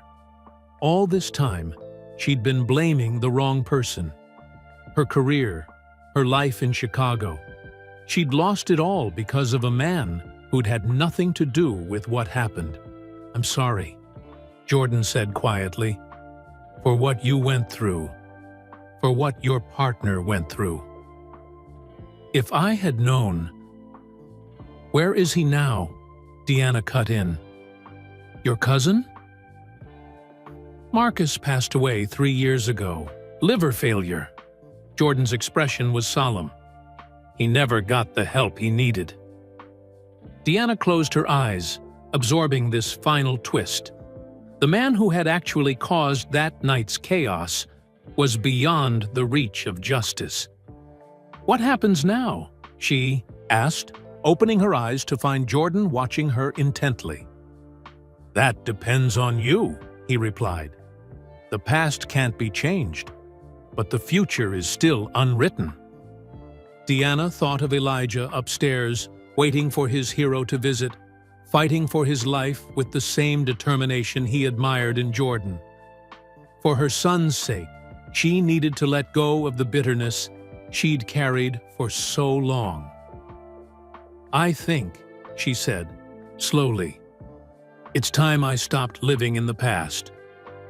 Jordan's relief was visible. "I'm glad to hear that, because there's something else I want to discuss with you. Something about Elijah." "What about Elijah?" Deanna asked, immediately alert. Jordan leaned forward, lowering his voice. "My foundation works with children's hospitals across the country. We help fund treatments, research, special programs." "We don't need charity," Deanna interrupted, her pride flaring instinctively. Jordan held up a hand. "That's not what I'm offering. Hear me out." Deanna nodded reluctantly, and Jordan continued. "We partner with a specialized kidney treatment center in Chicago. They're conducting a clinical trial for a new procedure that might help Elijah. It's showing promising results for kids in his condition." Hope fluttered in Deanna's chest, but she tamped it down. She'd learned not to get excited about potential treatments. There had been too many disappointments. Dr. Phillips has explored all the options. If there was something new, she would know. "This trial just started accepting new patients last month," Jordan explained. "I called the director this morning. They'd need to review Elijah's medical records, but based on what I described, he might qualify." Deanna stared at her coffee cup, emotions churning. Part of her wanted to reject Jordan's help. Outright. It felt too much like pity, like he was trying to ease his own conscience for his cousin's actions. But a larger part, the mother in her, couldn't ignore anything that might help her son. "What would it involve?" she finally asked. "If he qualifies, you'd both need to go to Chicago for at least 3 months. The foundation would cover all expenses, medical costs, housing, travel, everything." "Chicago," Deanna repeated softly. The city she'd fled, vowing never to return. Jordan must have read her expression. "I know that's asking a lot, given your history there, but this could be Elijah's best chance." Before Deanna could respond, her phone buzzed with a text from her mother. "Where are you? Elijah's asking for you. The doctors are here." "I need to go," she said, gathering her documents. "Elijah's doctors are doing rounds." Jordan stood. "I understand. Think about what I said. Talk to Elijah's medical team. The foundation director's information is here." He handed her a business card. "And I'm still planning to visit the children's ward at 11. Deanna nodded, tucking the card into her pocket. "Thank you," she said, the words still feeling strange, when directed at a man she'd hated for so long. "For the information, and for—" she gestured vaguely at the security camera photo. "For clearing this up. 15 years is a long time to carry anger," Jordan observed. "What will you do now, without that weight on your shoulders?" The question caught Deanna off guard. Who was she without her grudge, her bitterness? What would fill that space? "I don't know," she admitted. "Focus on Elijah, I guess." "And after he gets better?" Jordan pressed gently. "You were a police officer once. A good one, from what I gather." "That life is behind me." "Is it? Or did? You just put it aside because you thought it was taken from you unfairly?" Deanna had no answer for that. She hadn't allowed herself to think about returning to law enforcement in years. The badge, the uniform, the sense of purpose. Those were ghosts of a past life. "I need to go," she repeated, and hurried away. Back in Elijah's room, Dr. Phillips was reviewing his latest test results with another physician. Elijah looked anxious, but brightened when Deanna entered. "Mom, Dr. Phillips says I'm stable enough for Jordan's visit." "That's great, honey," Deanna said, squeezing his hand before turning to the doctors. "How is he really?" Dr. Phillips's expression was measured. "The overnight treatment helped, but his kidney function is still declining. We need to find a donor match soon." "What about that clinic in Chicago?" Elijah asked. "Nurse Mariah was telling me about it. They're doing some new treatment."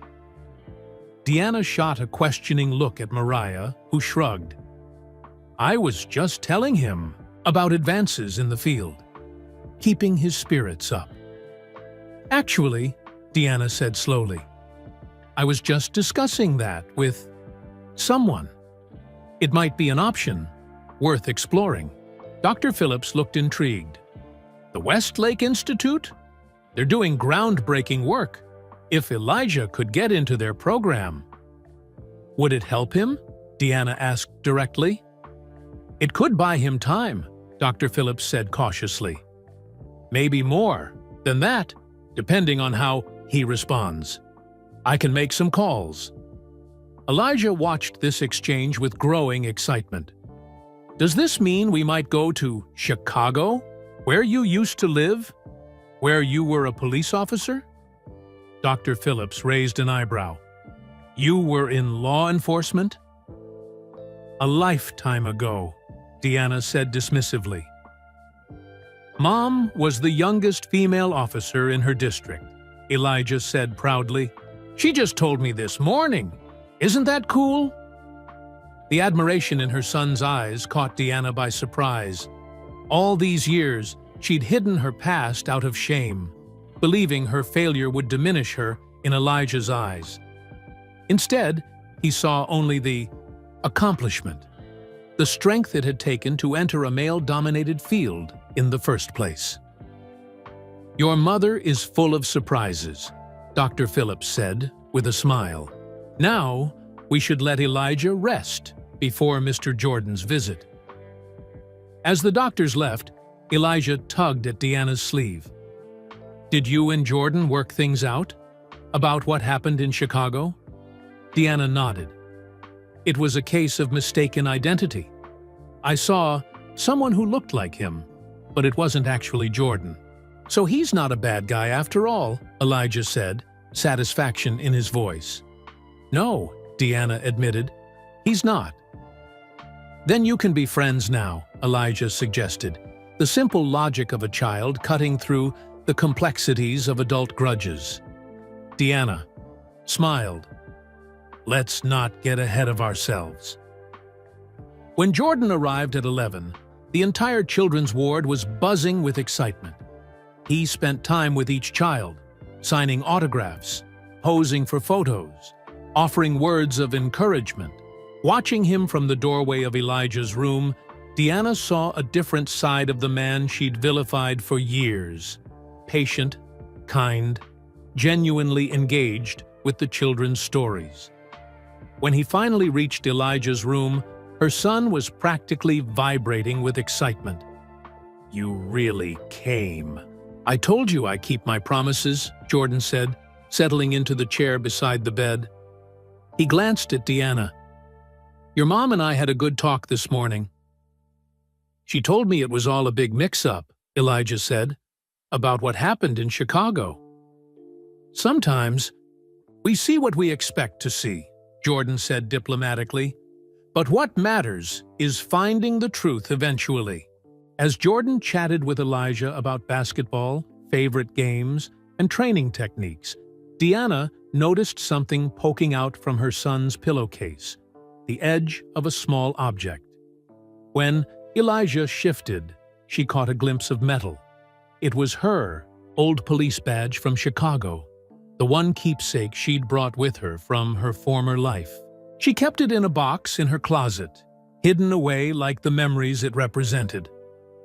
Elijah must have found it while looking for his basketball cards. Instead of asking about it, he'd silently tucked it under his pillow, a talisman of the mother he hadn't known existed until yesterday, a piece of her past he wanted to keep close. Watching her son with his hero, Deanna realized Jordan had been right to ask what would fill the space her anger had occupied.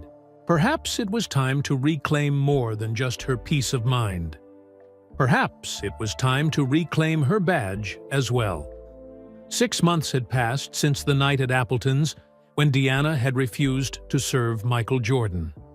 6 months since the truth about the nightclub incident had come to light. 6 months since Jordan had offered to help Elijah get into the specialized treatment program in Chicago. Much had changed in that time. Deanna stood at the window of their temporary apartment in Eaton, Chicago, watching snow fall gently on the streets below. The city looked different through her eyes now, no longer a place of failure and bitter memories, but a place of hope and new beginnings. Her phone buzzed with a text from Dr. Westlake. "Great news from this morning's tests. Can you come in at 2 p.m.? Deanna smiled, typing a quick reply before heading to Elijah's room. He sat propped up in bed, his color better than it had been in months, focused intently on a handheld game console, a gift from Jordan during one of his frequent visits to the treatment center. "Dr. Westlake wants to see us this afternoon," Deanna said, sitting on the edge of his bed. "Says he has good news." Elijah looked up, hope brightening his eyes.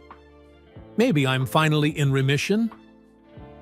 "Let's not get ahead of ourselves," Deanna cautioned, though she shared his optimism. The experimental treatment had shown promising results over the past months. Elijah's kidney function had stabilized, then gradually improved. He still needed monitoring and medication, but the immediate danger had passed. "Michael's coming by later," Elijah said, returning to his game. The basketball star had long since become simply Michael to him, a friend rather than just a hero. He's bringing some of his foundation people to talk to the other kids.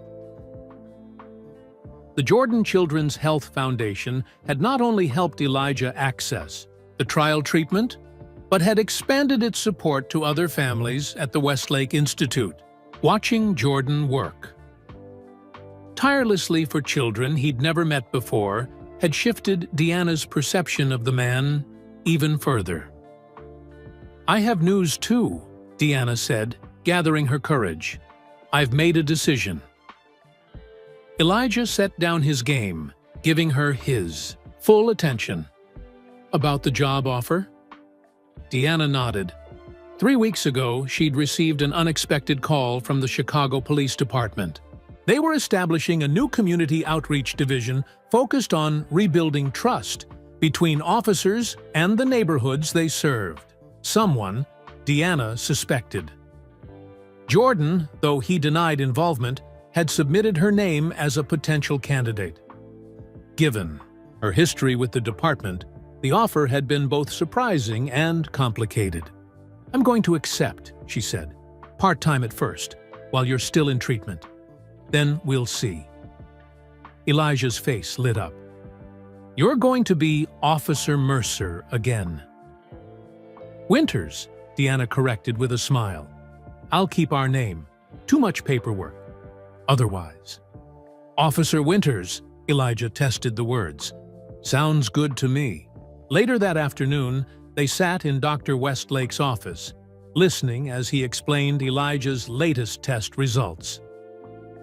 "The treatment has exceeded our expectations," the doctor said, his usual professional demeanor brightened by genuine pleasure.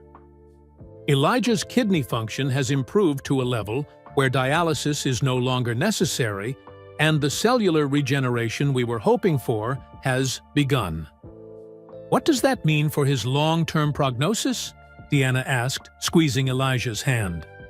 "It means," Dr. Westlake said, choosing his words carefully, "that while he's not completely out of the woods, we don't believe he'll need a transplant in the immediate future.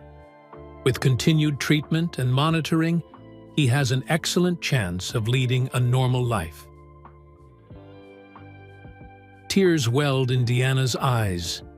After months of uncertainty, of preparing herself for the worst, while hoping for the best, the relief was overwhelming. "Can I play basketball?" Elijah asked, his priorities clear. Dr. Westlake laughed. "Not competitively just yet, but some light shooting around. I think we can work toward that." As they left the clinic, a sleek black car waited at the curb. The driver stepped out and opened the door, revealing Michael Jordan in the back seat. "I hear congratulations are in order," he said with a wide smile. "You heard already?" Deanna asked, surprised. "I might have asked Dr. Westlake to keep me updated," Jordan admitted. "Get in. We're celebrating." The car took them to a community center in a neighborhood Deanna recognized from her days on the force. Inside, a crowd of people waited. Children from the treatment center and their families, medical staff from the Westlake Institute, and representatives from Jordan's foundation. "What is all this?" Deanna asked, overwhelmed by the surprise gathering. Jordan guided them to the front of the room. "Today isn't just about celebrating Elijah's progress, though that's the best news we could have hoped for," he addressed the assembled crowd. "Today, the Jordan Foundation is announcing a new initiative, the Elijah Winters Kidney Research Fund, dedicated to expanding access to the treatment that helped this young man." Applause filled the room as Elijah blushed, unused to being the center of attention. "But there's more," Jordan continued, turning to Deanna. "We're also launching a community partnership program with the Chicago PD's new outreach division, a program that will be led by returning Officer Deanna Winters. More applause, along with surprised looks from Deanna and Elijah. "I haven't officially accepted yet," Deanna whispered to Jordan. "I had a feeling you would," he replied with a wink. "Once a cop, always a cop." As the celebration continued, around them, Deanna felt a sense of completion she hadn't experienced in years. The journey from that rainy night at Club Zenith to this moment had been long and painful, filled with false assumptions and missed opportunities. But somehow, against all odds, it had led her back to the path she was meant to follow. "Officer Winters," Jordan said quietly, handing her a small box. "I believe this belongs to you." Inside was her old badge, polished and mounted in a display case alongside a new one, Chicago PD, Community Outreach Division, Officer Deanna Winters. "How did you get this?" she asked, touching the case reverently. "Elijah," Jordan answered simply. "He thought you might need it again someday." Deanna looked across the room at her son, surrounded by new friends, his face glowing with health and happiness. The badge in her hands represented not just her past, but a future she'd never imagined possible. One where old wounds healed, second chances appeared when least expected, and heroes turned out to be just people after all. Flawed, complicated, but capable of extraordinary kindness. "Thank you," she said to Jordan, meaning it more deeply than ever before. 6 months later, spring had arrived in Chicago, bringing with it new beginnings. Elijah stood on the community center basketball court, carefully dribbling the ball with a concentration that made his tongue stick out slightly from the corner of his mouth, a habit from childhood that persisted even as he approached his 13th birthday. "Square your shoulders more," Michael Jordan instructed, demonstrating the proper shooting form. "Follow through with your wrist. That's it." Elijah released the ball, watching with bated breath as it arced toward the hoop. It circled the rim, once, twice, then dropped through the net. "Yes," Elijah pumped his fist in victory. "Did you see that, Mom?" Deanna smiled from the sidelines, where she sat reviewing paperwork for the youth outreach program she now supervised. "Nice shot, kiddo."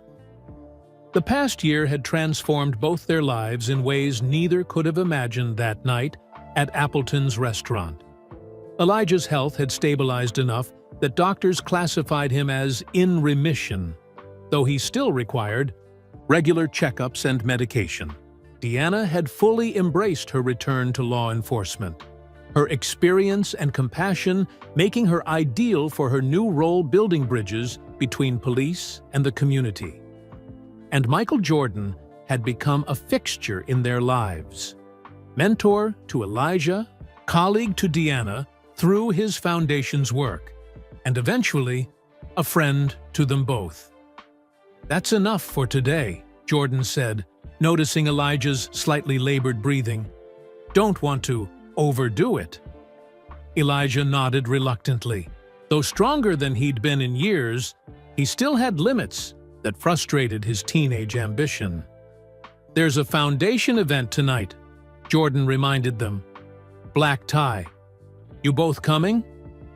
"Wouldn't miss it," Deanna replied. The gala was celebrating the first anniversary of the Elijah Winters Kidney Research Fund, which had already helped dozens of children access the experimental treatment that had saved her son. As Jordan left for another appointment, Elijah joined his mother on the bench. "He's different than I thought he'd be," he observed, "when I just knew him from posters and TV." "How so?" Deanna asked, curious about her son's perspective. "He's more human, I guess." Elijah struggled to find the right words. "Like, he makes mistakes and admits them. He doesn't pretend to be perfect." Deanna nodded, understanding. That's what makes a real hero, in my opinion. Not being flawless, but owning up to your flaws and trying to do better. Like you did, Elijah said simply, going back to being a police officer, even though it was scary. Deanna's heart swelled with love for her perceptive son. It was scary, still is sometimes. They gathered their things and headed home to change for the evening's event. Their apartment, provided initially by Jordan's foundation, was now their own. A modest but comfortable space not far from the precinct where Deanna worked. Photos lined the walls, Elijah in his hospital room, surrounded by basketball memorabilia. Deanna in her new uniform, both of them with Jordan at the treatment center, and a recent addition, Elijah shooting baskets, his face healthy and flushed with exertion. As Deanna adjusted her rarely worn dress uniform for the gala, a text arrived from Jordan. "Car will pick you up at 7. Also, there's someone I want you to meet tonight." The foundation gala was held at one of Chicago's most elegant hotels. Celebrities, medical professionals, and major donors mingled in a ballroom decorated with the foundation's colors. Elijah, handsome in his first suit, stayed close to his mother, still shy in large crowds despite his growing confidence. "There, you are," Jordan greeted them, resplendent in a custom tuxedo. "There's someone I have been wanting to introduce you to." He guided them toward a distinguished-looking man in a wheelchair near the bar. "Ray, these are the Winters I've been telling you about. Deanna and Elijah." The man turned, and Deanna froze. Though older, grayer, the face was unmistakable. "Ray Donovan," she whispered, hardly believing her eyes. Her former partner from Chicago PD, the one injured that fateful night at Club Zenith, sat before her. "Hello, Dee," Ray said, using her old nickname with a warm smile. "It's been a long time." "You two know each other?" Jordan asked, though his slight smile suggested he already knew. The answer: "Ray was my partner," Deanna explained to Elijah, "the one I told you about. From that night." Ray extended his hand. "Water under the bridge. Jordan here tracked me down, told me what really happened, about his cousin and all that." "You're working with the foundation now?" Deanna asked, noticing the Jordan Foundation pin on Ray's lapel. "Consulting on their security protocols for events like this," Ray confirmed. "Keeps me in the game, so to speak." As Ray and Elijah struck up a conversation about basketball, Jordan drew Deanna aside. "I owe you an apology," he said quietly. "I've owed it to you for a while now." Deanna looked at him quizzically. "For what? You've done nothing but help us since we met." "That's not entirely true." Jordan's expression turned serious. "After we talked at the hospital. That first time, I did some investigating. I found out who was actually at Club Zenith that night." "Your cousin Marcus," Deanna said. "You told me months ago." "Yes, but what I didn't tell you was that I knew about his impersonations before that night." Jordan's admission hung in the air between them. Not the specifics, not about any incident with police, but I knew he was using my name to get into clubs. I confronted him once, but I didn't follow up. I didn't want family drama. So when Ray was injured, if I'd been more diligent, reported Marcus's behavior, it might never have happened. Jordan met her eyes directly. "Your partner might never have been hurt. You might never have lost your badge." Deanna absorbed this revelation, surprised, to find it didn't rekindle her old anger. "We all have regrets, Michael. Things we wish we'd done differently." "I've tried to make amends," Jordan continued, "with Ray, with you and Elijah, but I should have told you the whole truth sooner." Before Deanna could respond, a commotion near the entrance caught their attention. A hotel security guard was arguing with someone trying to enter the gala. "Officer Winters," the security supervisor called, spotting her uniform. "Could you assist? There's an incident." Deanna excused herself and hurried over. Though officially off duty, her instincts kicked in immediately. As she assessed the situation, a misunderstanding about credentials, she felt a familiar calm competence wash over her. This was who she was meant to be all along. Within minutes, she'd resolved the issue and was returning to Jordan and her son when her phone rang. The precinct captain's name flashed on the screen. "Winters," she answered professionally. "Sir, I'm at the Foundation event tonight." "I know where you are," the captain cut in. "But I need you for something urgent. There's a situation developing downtown involving a high-profile visitor. Given your experience with the community program and VIP relations, you're the officer I want on scene." Deanna glanced back at her son, happily chatting with Ray Donovan, and at Jordan, who watched her with an expression of understanding. "I'll be there in 20 minutes, she told her captain. As she ended the call, Jordan approached. "Duty calls?" "Something." "Downtown," Deanna confirmed. "I need to go." "I'll make sure Elijah gets home safely," Jordan promised. "Ray, too." Deanna nodded gratefully.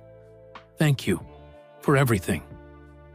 As she strode through the glittering ballroom back straight, confidence in every step, Deanna felt the weight of her badge against her chest. Not a burden anymore, but a reminder of who she truly was, who she had always been, beneath the pain and bitterness. She paused at the door, looking back one last time. Elijah had joined a group of kids his age, laughing at something one of them said. He caught her eye and gave a small nod of understanding. He knew she had to go, and he was proud of her for it. Michael Jordan raised his glass in a silent toast to her. Beside him, Ray Donovan smiled with the same approval he'd shown 15 years ago when she'd been a rookie under his wing. As Deanna stepped out into the Chicago night, ready to face whatever challenge awaited, she realized the badge beneath her jacket wasn't just a piece of metal. It was a symbol of coming full circle, of finding her way back to herself through the most unexpected journey, one that had begun with a simple refusal to serve Michael Jordan. And that's the story of how a simple refusal to serve Michael Jordan changed 3 lives forever. I'd love to know where you're watching from. Drop your location in the comments below, whether you're in Portland, Chicago, or somewhere across the world. If this story touched your heart, please hit that like button and subscribe to our channel. Your support helps us continue sharing these tales of redemption, forgiveness, and unexpected kindness. Speaking of which, if you enjoyed The Badge Beneath the Jersey, you'll definitely want to click on the video appearing on your screen right now for another emotional journey that will leave. Hope you inspired. Remember, sometimes the greatest changes in our lives come from the most unexpected encounters. Spread kindness today.